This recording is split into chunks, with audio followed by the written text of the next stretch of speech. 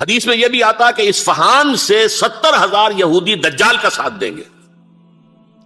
لیکن بہرحال خراسان ایک صوبہ ہے افغانستان کا اس وقت بھی شمال مشرقی کونے میں، مجھے امید ہے وہاں سے خیر کی، کیونکہ خراسان کا لفظ وہاں پہ شامل ہے. اور حضور کی حدیث میں بعد میں آپ کو سناؤں گا کہ خراسان سے فوجیں چلیں گی جو یروشلم کو دوبارہ حاصل کریں گی، فتح کریں گی. جیسے پہلے یروشلم کھویا عربوں نے تھا، دوبارہ حاصل کیا تھا کرد نے، کرد خون صلاح الدین ایوبی رحمت اللہ علیہ، ایسے اب پھر عربوں نے کھویا ہے. لیکن لینے والے خراسان سے لشکر آئیں گے. یخرج من خراسان رایات سود لا یردها شیء حتی تنصب بإیلیا. خراسان کے علاقے سے کالے علم لے کر لشکر چلیں گے جن کے رخ کو کوئی موڑ نہیں سکے گا جب تک کہ وہ جا کر یروشلم میں نصب نہ ہو جائے. اس کے بعد نام آتا ہے پاکستان کا. یہ ہے میری اور آپ کی داستان، اور یہ ہے سبب جس کی وجہ سے کہ میں آپ سے یہ گفتگو کر رہا ہوں. اصل میں تو کس لیے؟ محض ایک علمی استفادہ، محض اپنی بات آرا کو ظاہر کرنے کا شوق نہیں، بلکہ یہ کہ اپنی ذمہ داری ہم پہچانے کہ ہم کس مقام پر کھڑے ہیں. دیکھیے اس پاکستان کے بارے میں یا ہندوستان کے بارے میں علامہ اقبال نے کہا تھا اپنے ترانہ ملی میں، میرے عرب کو آئی ٹھنڈی ہوا جہاں سے، میرا وطن وہی ہے، میرا وطن وہی ہے.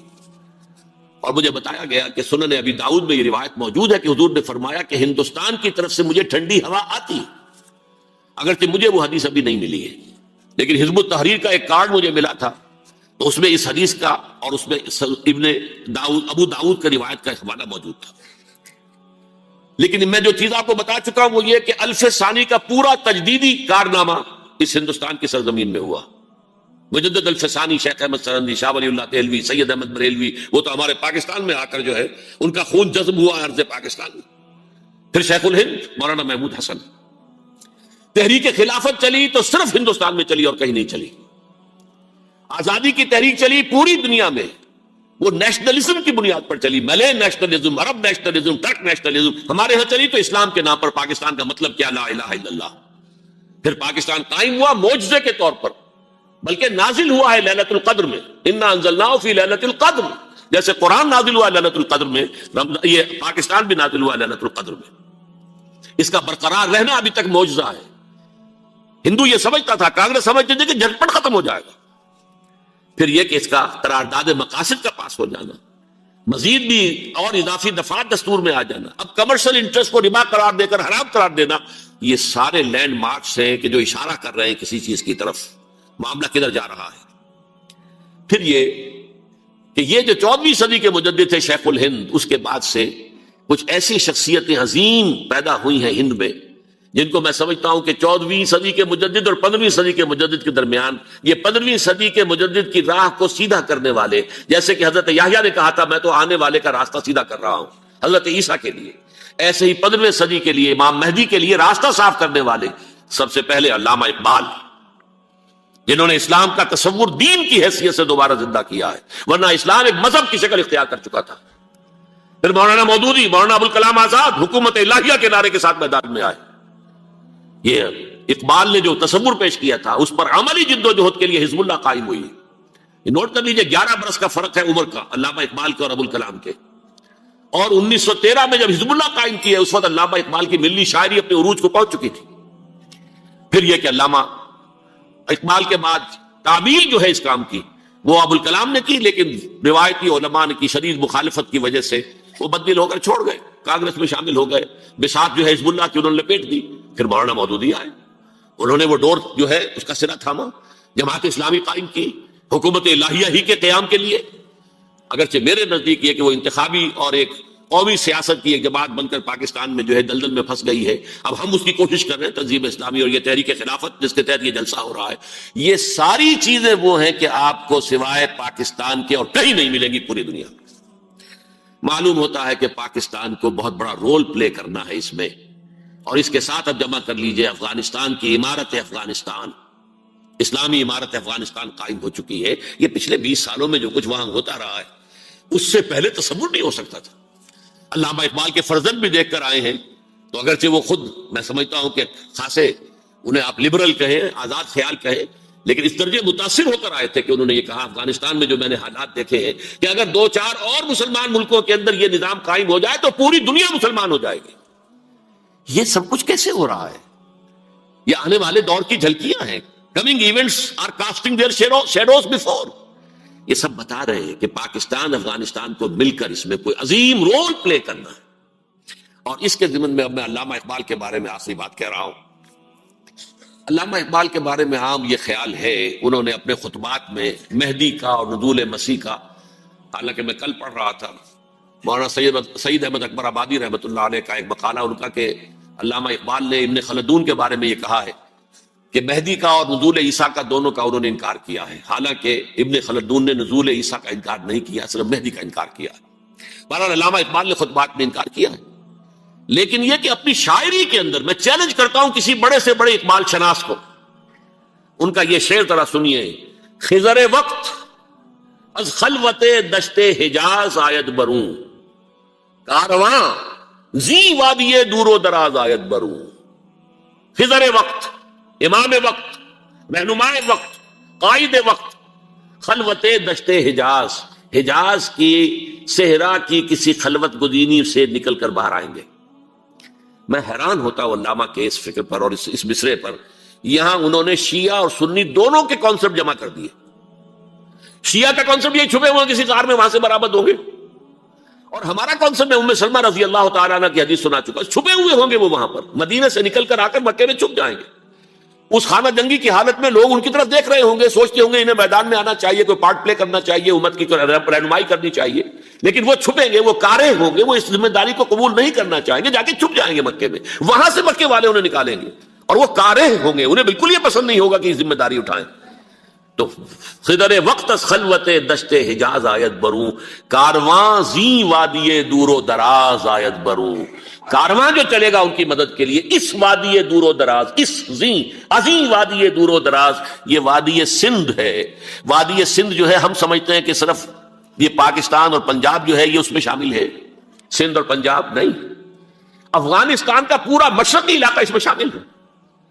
جیسے دریائے جہلم سندھ میں جا رہا ہے، جیسے دریائے گلگت سندھ میں آ کر ملتا ہے، جیسے دریائے چناب اور راوی اور جہلم اور یہ سب جا رہے ہیں اور آ رہے ہیں، اسی طرح دریائے کابل کہاں سے آ رہا ہے، دریائے گومل کہاں سے آ رہا ہے، ٹوچی کہاں سے آ رہا ہے.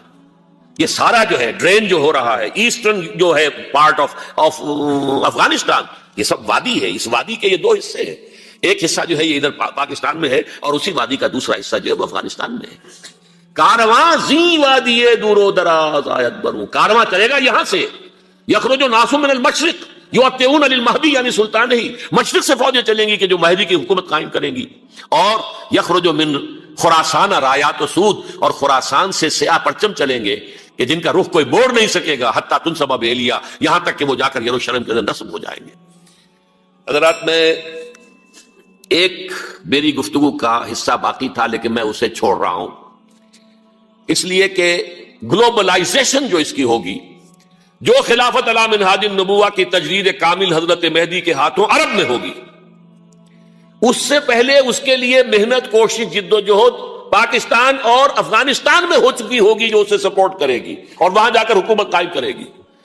اس کے بعد گلوبلائزیشن کا جو مرحلہ اس کا ہے وہ حضرت مہدی کے ہاتھوں نہیں ہے، وہ حضرت عیسیٰ ابن مریم ان کے نزول کے بعد ہے، جن کے نزول کے بعد دجال کا خاتمہ ہوگا اور یہودیوں کا استحصال ہوگا. مسلمانوں پر بھی بڑی تکالیف عربوں پر آئیں گی، شدائد آئیں گے، لیکن یہ وہ میں حصہ ملتوی رکھتا ہوں کسی دوسری محفل اور کسی دوسری مجلس اور نشست پر. اب میں آپ کو ذرا اس جو انسانوں میں سے انسان دشمنی کا جن کا سب سے بڑا رول ہے، میں ان کی 2000 سالہ تاریخ کا آپ کے سامنے نقشہ رکھنا چاہتا ہوں. ان 1400 سال کا تو میں نے صرف 4 آپ کو پوائنٹس بتائے. موسیٰ سے عیسیٰ تک 1400 برس علیہ الصلوۃ والسلام، 2 مرتبہ عروج، 2 مرتبہ زوال، اشیریوں کے ہاتھوں پٹوائی، بابلیوں کے ہاتھوں پٹانا، گریکس کے ہاتھوں مرمت، رومنس کے ہاتھوں مرمت. یہ جو 2000 سال ہیں، کیونکہ اب تو ظاہر بات ہے 21ویں صدی شروع ہو گئی، 20 صدیاں حضرت مسیح کو پوری ہو گئی. پہلی بات نوٹ کیجئے، حضرت مسیح کی پیدائش ہے سن 1 قبل مسیح. یہ نقطہ آپ نے کبھی سنا ہے یا نہیں؟ جب ملینیم کا سلسلہ شروع ہوا تھا پچھلے سال تو میں نے بیان کر دیا تھا کہ ایک عجیب حساب کے اندر انہوں نے غلطی کی ہوئی ہے. حضرت مسیح کی پیدائش ہوئی 25 دسمبر کو، سن انہوں نے شروع کر دیا، تو اس کے بعد جنوری آئی تو پہلا سال شروع ہو گیا. اگر جنوری سے پہلا سال شروع ہوا تو یہ 6 دن جو ہے تو اس کے پچھلے سال میں تھے، لہذا کہا جائے گا کہ Jesus Christ was born 1 year before Christ BC. تو ایک قبل مسیح میں حضرت مسیح کی پیدائش ہوئی. یہ آخری اسرائیلی نبی اور رسول. یہودی علماء کی مخالفت، دشمنی، سولی پر چڑھوا دینا میں بیان کر چکا ہوں. سن 33 عیسوی میں جبکہ حضرت مسیح کی عمر 33 برس تھی، اللہ تعالیٰ نے انہیں زندہ آسمان پر اٹھا لیا. لیکن یہودیوں نے اپنے خیال کے مطابق انہیں سولی پر چڑھوا دیا، ان کی موت واقع ہو گئی. اگرچہ اس کے بعد یہ اختلاف ہے ان میں. یہودی کہتے ہیں وہ سولی پر چڑھ گیا، ختم ہوا، مر گیا.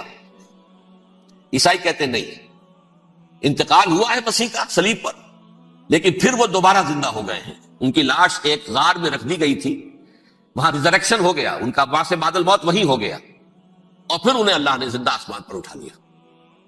تو ہمارے اور عیسائیوں کے درمیان نوٹ کر لیجئے، یہ چیز مشترک ہے کہ حضرت مسیح آسمان پر زندہ اٹھائے گئے. فرق کیا ہے؟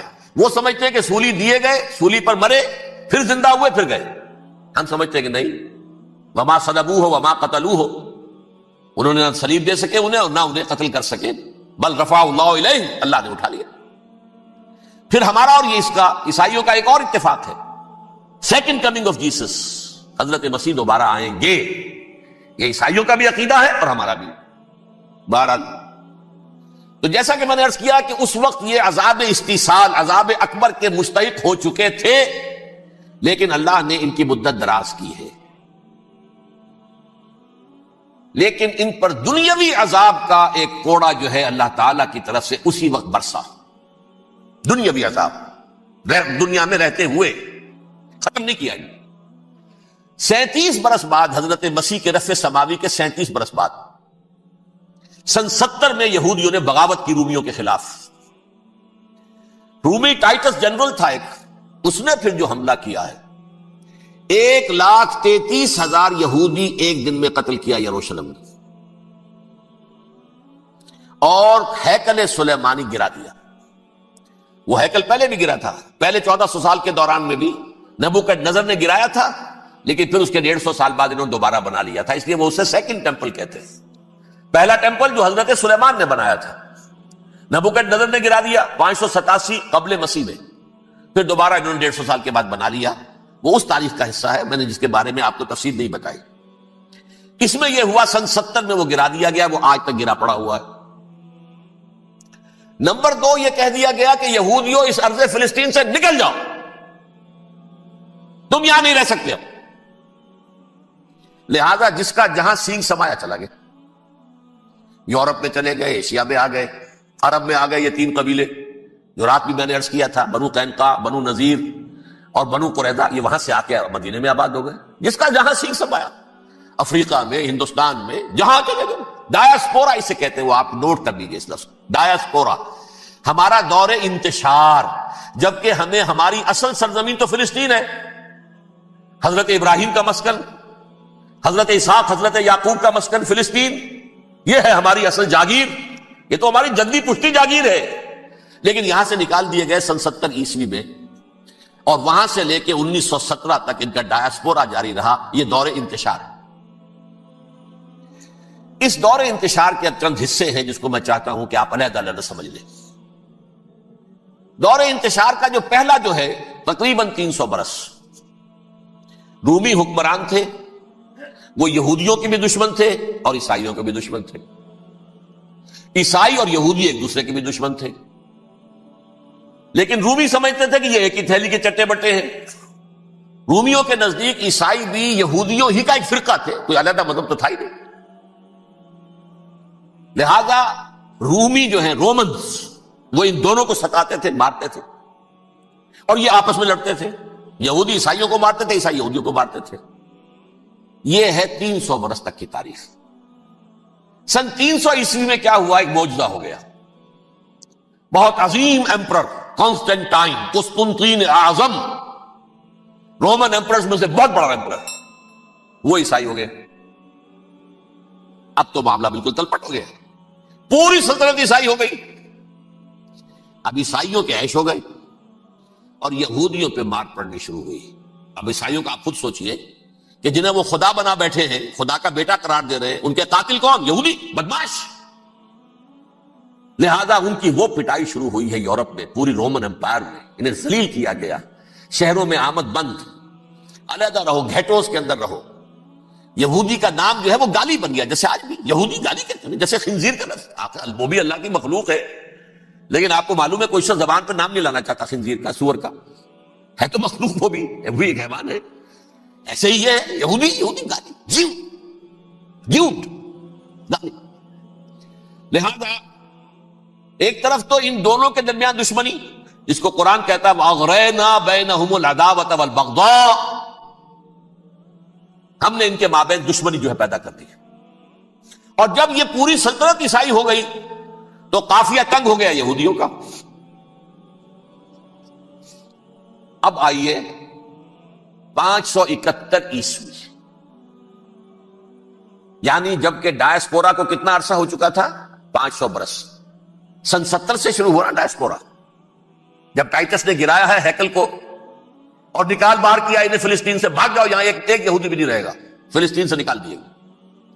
اس کے پورے 500 برس بعد سن 571 عیسوی میں حضور کی پیدائش ہوئی، ولادت با سعادت محمد رسول اللہ صلی اللہ علیہ وسلم. 610 میں آپ پر وحی کا آغاز ہوا. لیکن حضور کے ساتھ ان کا معاملہ کیا رہا؟ اول تو جبکہ حضور ابھی مکے ہی میں تھے، یہودیوں نے ریشہ دوانیاں شروع کر دی حضور کے خلاف. قریش مکہ کو سکھاتے تھے، پڑھاتے تھے، ان سے یہ پوچھو، ان سے یہ پوچھو، انہیں اس طرح تنگ کرو، ان سے یہ امتحان لو. یہ آپ کے علم میں ہے.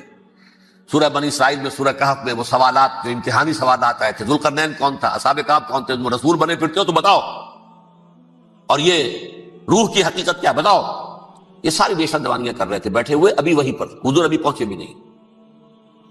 ہجرت فرما کر حضور تشریف لے آئے تو حضور نے، جسے ماسٹر سٹروک کہا جائے گا، یعنی اسٹیٹس مین شپ کا ماسٹر سٹروک، آپ نے مدینے میں آتے یہودیوں کے ساتھ پیکٹ کر دیا، جوائنٹ ڈیفنس پیکٹ آف مدینہ، کہ اگر مکے والے ہم پر حملہ کریں گے تو ہم مل جل کر ایک قوم کی حیثیت سے مقابلہ کریں. یہ میثاق مدینہ کہلاتا ہے، جس کے بہت غلط معنی پہنائے جا رہے ہیں آج کل. بہرحال میں موضوع میرا چونکہ یہ نہیں، میں ادھر نہیں جاؤں گا. لیکن ہوا کیا؟ ہر مرتبہ یہ خیانت کے مرتکب ہوئے. ان نے جو عہد کیے تھے ان سے پھرے، اندر ہی اندر سازش، ریشہ دوانی، حضور کی بدترین دشمنی. سورہ نساء کی آیت نمبر 12 میں، 14 میں، 13 میں فرمایا ہے لا تزال تطلع علی خائنۃ منہم. اے نبی، ہمیشہ آپ کے علم میں ان کی طرف سے خیانتیں، بددیانتیاں آتی رہیں گی. اور بار بار وہ مسلسل جنگ کی آگ بھڑکاتے تھے. قریش کو دعوت دیتے، آؤ آؤ آؤ، ہم اندر سے بغاوت کر دیں گے، تم آؤ تو صحیح، ختم کریں محمد کو اور اہل ایمان کو صلی اللہ علیہ وسلم ورضی اللہ تعالی عنہم اجمعین. لیکن پھر جب وہ آتے تھے تو یہ دبک جاتے تھے، ان میں ہمت نہیں تھی. میدان کے مرد نہیں رہے تھے. یہ سورہ حشر میں ان کا نقشہ کھینچا گیا ہے. کھلے میدان میں مقابلے کی اس کے اندر صلاحیت ہی نہیں ہے. یہ تو فصیلوں کے پیچھے سے، جیسے عورتیں کہیں دیہات میں لڑائی ہوتی ہے تو مرد جو ہے گلیوں میں لڑتے ہیں، عورتیں اوپر سے پتھر پھینکتی ہیں، بس وہ کام یہ کر سکتے تھے. من ورائے جدر، فصیلوں کے پیچھے سے، جنگ میں میدان میں نہیں آ سکتے. بہرحال قرآن مجید میں ہے یہ سورہ مائدہ کی آیت نمبر 64، کلما اوقدوا نارا للحرب اطفاها اللہ. اکثر و بیشتر مواقع پر تو یہ جب آگ بھڑکاتے تھے جنگ کی، اللہ اسے بجھا دیتا تھا. لیکن بہرحال اس کے باوجود جنگیں ہوئی، غزوہ بدر، غزوہ احد ہوئی کہ نہیں؟ یہ ساری اس اصل شرارت نہیں. اور اس کے نتیجے میں حضور نے پھر ایک ایک کر کے 3 قبیلوں کو سزا دی. غزوہ بدر کے فوراً بعد بنو قینقاع نکالے گئے مدینے سے. غزوہ احد کے فوراً بعد بنو نذیر نکالے گئے. اور غزوہ احزاب کے بعد بنو قریظہ نکال دیے گئے. یہ تو میں نے آپ کے سامنے رکھ دیا صرف حضور کے زمانے میں ان کا کیا رویہ رہا. دشمن، رات بھی ہم نے وہ آیت پڑھی تھی، لَتَجِدَنَّ أَشَدَّ النَّاسِ عَدَاوَةً لِلَّذِينَ آمَنُوا الْيَهُودُ وَالَّذِينَ أَشْرَكُوا. اہل ایمان کی دشمنی میں شدید ترین تم پاؤ گے یہودیوں کو اور مشرکین. مشرکین بھی بعد میں ہے، پہلے یہودی. حضور کے بعد کیا ہوا اب یہ نوٹ کیجئے. یہ ان کی تاریخ کا دوسرا دور. حضرت عمر رضی اللہ تعالیٰ عنہ قائد خلافت ہے. بیت المقدس کا محاصرہ کیا گیا، فصیل بڑی اونچی، شہر اندر سے سیلف سفیشینٹ، حملے کا راستہ کوئی نہیں، محاصرہ طول کھینچ رہا ہے، لیکن ان کے پاس رسد بھی موجود ہے، پانی بھی موجود ہے، وہ دروازے بند کر کے بیٹھے ہوئے۔ بالآخر اللہ تعالیٰ کی مشیت کا ظہور کیسے ہوا؟ ان کے کچھ علماء آئے فصیل پر، کہا دیکھو مسلمانوں، تم قیامت تک بھی یہاں پڑے رہو گے محاصرہ کر کے، ہمارا یہ شہر فتح نہیں ہوگا۔ ہاں، ایک درویش بادشاہ کے ہاتھوں یہ شہر فتح ہونا ہے، لیکن تمہارے اندر ہمیں وہ نظر نہیں آ رہا۔ ابو عبیدہ بن الجراح رضی اللہ تعالی عنہ، امین هذه الامہ، ان کا فوراً ذہن گیا وہ درویش بادشاہ مدینے میں بیٹھا ہوا ہے، عمر رضی اللہ تعالی۔ اب ایک اور عمر بھی ہے جو قندھار میں بیٹھا ہے، نقشہ وہی ہے، سادگی کی حد تک نقشہ وہی ہے، بالکل وہی، اپنی آنکھوں سے دیکھا وہی سادگی۔ عمر اول، عمر ثانی تھے عمر بن عبدالعزیز۔ اب ایک اللہ کے فضل سے اللہ تعالیٰ ایدہ اللہ بنصرتہ، اللہ تعالیٰ ان کی نصرت فرمائے، دشمنوں کو ان کے مقابلے میں نیست و نابود کرے۔ انہوں نے ریکویسٹ بھیج دی کہ حضور تشریف لائیے، یہ شہر فتح ہو جائے گا۔ وہ ہے سفر تاریخی، اتنا طویل سفر، تقریباً 700 میل، ایک اونٹ، ایک خادم، ایک منزل پہ امیر المومنین اوپر بیٹھے، خادم آگے چل رہا ہے، اگلی منزل پہ خادم اوپر بیٹھا ہے، امیر المومنین آگے جا رہا ہے۔ اور جب پہنچے ہیں تو وہ باری تھی خادم کی، انہوں نے ہاتھ جوڑ دیا، حضور خدا کے لیے تم کیا کہیں گے لوگ، وہ میرا برا حال کر دیں گے، تمہیں شرم نہیں آئی؟ امیر المومنین پیدل آگے چل رہے ہیں نکیل پکڑ کر، اور تم بیٹھے ہو اوپر براجمان ہو۔ حضرت عمر فرمایا الدور دورک، نہیں، باری تمہاری ہے، بیٹھ۔ اس حال میں پہنچے ہیں، اور پھر یہ کہ ابو عبیدہ بن الجراح آئے ہیں، استقبال کیا ہے تو دیکھا ہے اس حال میں چلے آ رہے ہیں، عمر نکیل پکڑے ہوئے چلے آ رہے ہیں، اور کہتے ہیں کہ کہیں کیچڑ ویچڑ تھا، جوتے خراب ہو گئے تھے، وہ بھی اتار کے ہاتھ میں پکڑے ہوئے، کپڑے تو تھے ہی پھٹے ہوئے۔ انہوں نے کہا کہ حضرت ابو عبیدہ نے، دیکھیے یہ بڑا متمدن ملک ہے، بڑا مہذب علاقہ ہے یہ، آپ ذرا حلیہ اپنا دوست فرما لیں تب جا کے پیش ہم آپ کو کریں گے۔ آپ نے فرمایا نحن قوم اعزنا اللہ بالاسلام، ہم وہ قوم ہیں جنہیں اللہ نے عزت دی ہے اسلام کے ذریعے سے، کپڑوں کے ذریعے سے نہیں، دولت کے ذریعے سے نہیں۔ اسی حال میں گئے ہیں، اوپر سے انہوں نے کھڑے ہو کر نشانیاں دیکھی ہیں، اپنی کتابیں کھولی، ہاں یہ وہی ہے، اچھا لو جی سرنڈر، شہر تمہارے ہاتھ میں۔ خون کا ایک قطرہ نہیں بہا اور بیت المقدس فتح ہو کر دی جائے اور امن و امان ختم ہو جائے۔ یہی بات عبداللہ ابن عمر کی ہو گئی، یہ دو تو ایک یکجا ہو گئے، مصلحت کہہ لیں جو بھی سمجھے، لیکن نیت پر حملہ نہیں کر سکیں گے۔ دیانتاً انہوں نے یہ سمجھا کہ اب جب کہ ہو گیا معاملہ تو ٹھیک ہے، حرام مطلق تو کہیں نہیں لکھا ہوا قرآن کے اندر کہ بیٹا نہیں ہو سکتا، کہیں نہیں لکھا ہوا۔ بہرحال ان دو کی رائے یہ ہوئی کہ اگرچہ کام غلط ہے لیکن اتنا غلط نہیں ہے کہ اس کو چیلنج کیا جائے اور اس سے جو ہے خانہ جنگی شروع ہو جائے اور فساد شروع ہو جائے۔ دو کی رائے یہ ہوئی کہ نہیں، we have to challenge it come what may. Abdullah ابن زبیر، حسین ابن علی رضی اللہ تعالی عنہما یا عنہم، تو یہ دو علیحدہ، ان دو میں اب اختلاف ہوا۔ عبداللہ ابن زبیر کی رائے یہ تھی کہ یہی مقیم رہو مکے میں، حجاز میں، مکے اور مدینے میں، یہاں سے ریزسٹنس موومنٹ ہم شروع کریں گے، کیونکہ یزید کی خلافت تو دمشق میں تھی، بہت دور۔ حضرت حسین کو خطوط آ رہے تھے کوفے سے، کوفہ حضرت علی کا صدر مقام رہا تھا، اور جن سبائیوں نے فتنہ پیدا کیا تھا حضرت عثمان کے خلاف وہ بھی وہیں آباد تھے۔ انہوں نے خطوط کا تاطا باندھ دیا، آپ آئیے ہم آپ سے بیعت کریں گے اور کھڑے ہوں گے اور مقابلہ کریں گے اور اس یزید کی حکومت ختم کریں گے۔ ڈاک کے تھیلے بھرے ہوئے حضرت حسین نے فیصلہ کیا کوفے جانے کا، بہت روکا۔ عبداللہ ابن عباس بہت ان سے بزرگ تھے عمر میں، اور ویسے بھی ایک اعتبار سے نانا تھے، ایک اعتبار سے پردادا تھے حضرت عبداللہ ابن عباس۔ حضور کے چچا زاد بھائی تھے تو نانا ہو گئے کہ نہیں، حضور نانا تھے کہ نہیں، اور حضور کے چچا تھے حضرت عباس، ان کے بیٹے ہیں. اس اعتبار سے حضرت علی رضی اللہ تعالیٰ عنہ کے کیا ہو گئے چچا. بہرحال میں کچھ گڑبڑ کر رہا ہوں اس وقت. وہ دوڑتے جا رہے تھے کہ حسین خدا کے لیے مت جاؤ، خدا کے لیے مت جاؤ، یہ کوفی تمہارا ساتھ نہیں دیں گے. الکوفی لا یوفی، کوفی وفا نہیں کرتا وعدہ. اور خدا کے لیے اگر جانا ہے اپنے گھر والوں کو یہاں چھوڑ دو.